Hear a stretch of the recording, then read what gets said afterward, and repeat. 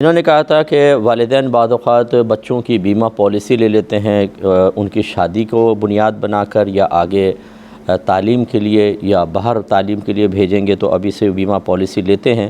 تو یہ لینا کیسا ہے؟ دیکھیں، اکثر جو بیمہ پالیسی ہیں ان میں جو شرائط ہوتی ہیں، کنڈیشنز ہوتی ہیں،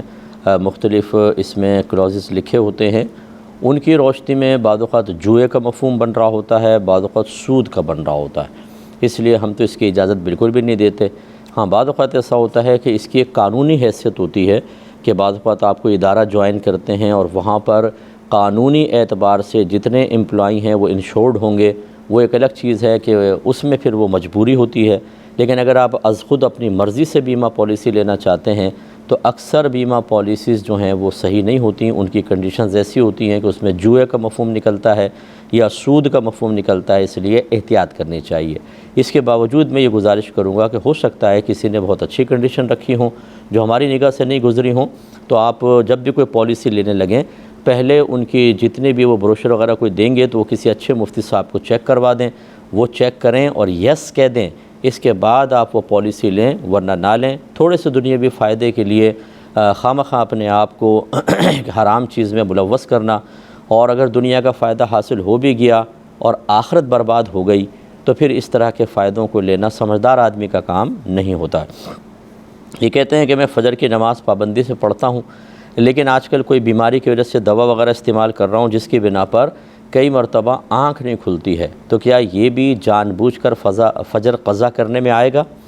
تو جی بالکل نہیں آئے گا۔ اگر واقعی ایسا ہے کہ آپ الارم لگاتے ہیں یا کسی کی ڈیوٹی لگا دیتے ہیں کہ مجھے اٹھا دینا، اور ان تمام تر اسباب اور ذرائع قائم کرنے کے باوجود دوا کے اثر کے باعث آپ کی آنکھ نہیں کھل پاتی ہے، تو آپ بری ذمہ ہیں، اللہ تبارک و تعالیٰ آپ کو معاف فرمائے گا۔ لیکن اس طرح کی دواؤں کی عادت نہیں ڈالنی چاہیے۔ کوشش کریں، ایکسرسائز کریں، اور کوئی مطلب یہ کہ غذاؤں وغیرہ کے اندر اپنا لائف سٹائل چینج کریں، اس سے آپ کو نیند بھی اچھی آ سکتی ہے، دیگر فائدے بھی ہو سکتے ہیں۔ ہم بعض اوقات دواؤں پر ڈیپینڈ کرنا شروع کر دیتے ہیں ٹوٹلی، اور انتہائی سست اعظم بن جاتے ہیں۔ نتیجہ نکلتا ہے کہ پھر وہ دوائیں ہمارے اندر ایک تو سائیڈ ایفیکٹس بہت ہوتے ہیں، اور اسی طریقے کے معاملات ہوتے ہیں کہ ہم عبادات سے اور ایک خوشگوار صحت مند زندگی سے دور ہوتے چلے جاتے ہیں اور دوائیوں کا سہارا لے رہے ہوتے ہیں۔ تو یہ بھی ہماری ایک کوتاہی ہے۔ اگر ایسا ہو تو اس میں گرفت کے امکانات ہو سکتے ہیں، لیکن بہرحال اگر کوئی ارادہ کر کے سوتا ہے کہ میں فجر میں اٹھوں گا لیکن دوا کی وجہ سے نہ اٹھ پائے، اللہ تعالیٰ معاف فرمائے گا، توبہ کرنی چاہیے اور اس نماز کی قضا کریں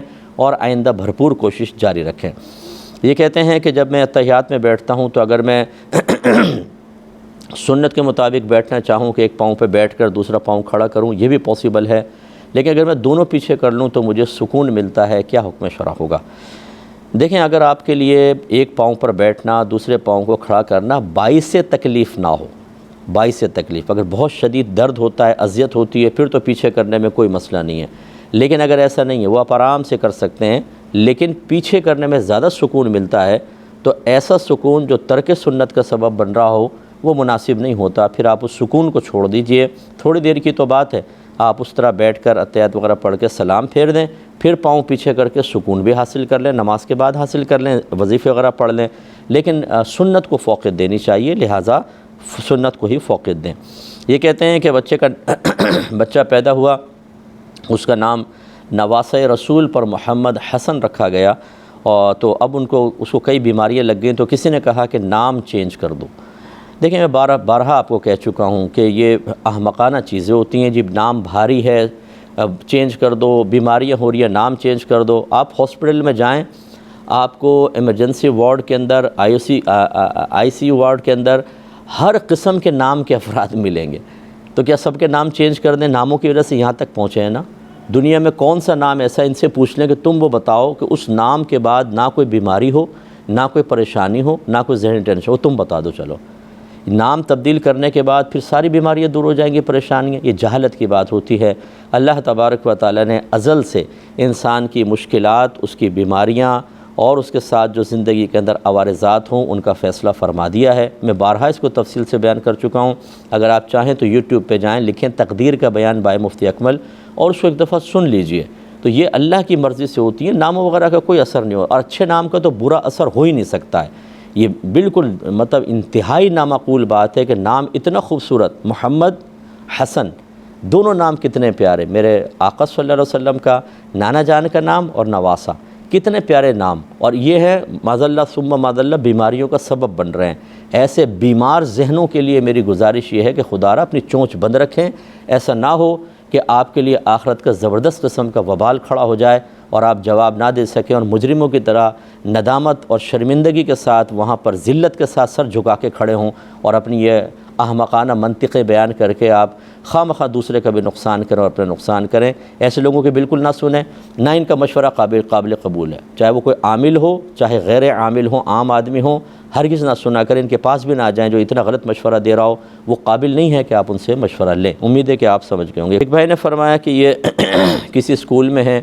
وہاں جو بچے یہ پریکٹیکل کے جنرل وغیرہ جمع کرواتے ہیں تو وہ اٹھا کے پھینک ہی دیے جاتے ہیں، تو یہ اٹھا کے گھر لے آتے ہیں، ان میں جو خالی پیجز ہیں ان کو نکال کر یوز کر لیتے ہیں، کیا حکم شرع ہوگا؟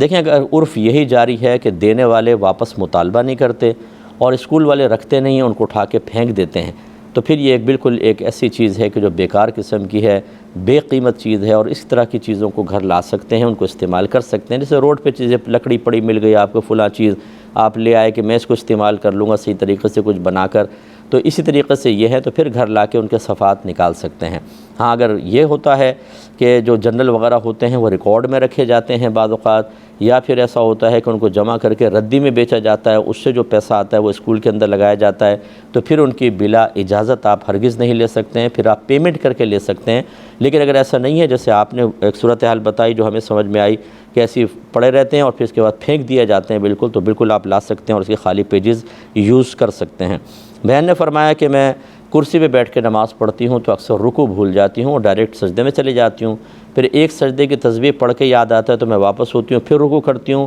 پھر 2 سجدے کرتی ہوں، یہ ٹھیک ہے کہ نہیں؟ دیکھیں، بالکل ٹھیک ہے، جب فرض نکل جائے نا تو آپ کو واپس اس کی ادائیگی کرنی ہوگی۔ تو جیسے آپ سجدے میں چلے گئے تو واپس آئیں، رکوع کریں، پھر 2 سجدے کریں، یہ دوسرا سجدہ نہیں کہلائے گا۔ اگر درمیان میں کوئی رکن رہ جاتا ہے تو اس کو کریں اور پھر 2 سجدے کریں، اور آخر میں آپ کو سجدہ سہو کرنا ہوگا۔ لیکن اگر آپ یوں کریں کہ رکوع نہ کریں، سجدے کنٹینیو رکھیں اور آخر میں سجدہ سہو کر لیں، تو آپ کی نماز نہیں ہوگی، کیونکہ سجدہ سہو ہوتا ہے واجب کے ترک پر۔ جب ہم کوئی واجب ترک کر دیتے ہیں، نماز میں کمی آتی ہے، اس کمی کو تدارک کے لیے، کفارے کے لیے سجدہ سہو ہے، اور رکوع فرض ہے۔ فرض چھوٹ جائے تو سجدہ سہو تو واجب کے کفارے کے لیے تھا، واجب کی کمی کو پورا کرنے کے لیے تھا، نہ کہ فرض کے قائم مقام ہو جائے یا فرض کی کمی کو پورا کرے، پھر آپ کی نماز نہیں ہوگی۔ تو خلاصہ کلام یہ ہے کہ اگر رکوع رہ جائے خدا نخواستہ، آپ واپس آئیں، رکوع کریں، پھر سجدے کریں، اور آخر میں سجدہ سہو بہرحال آپ کو کرنا ہوگا۔